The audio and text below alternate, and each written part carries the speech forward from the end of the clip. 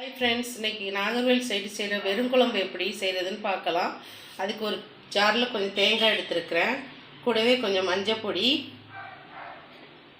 கொஞ்சம் மிளகா பொடி, ஒரு 4 வெங்காயம் இவ்வளோத்தையும் அரைச்சி கொண்டு வந்துக்கலாம்.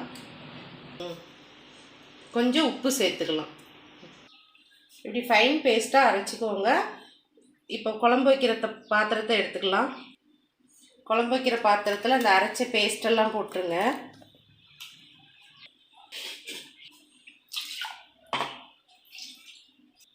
கூடவே ஊற வச்சிருக்க புளி தண்ணியை சேர்த்துக்கலாம்.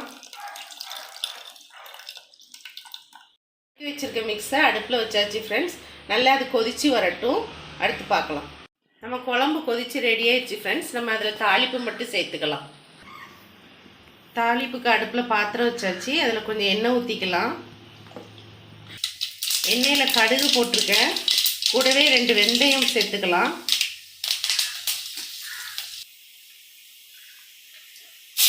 கொஞ்சோண்டு வெங்காயம், கருவேப்பிலை.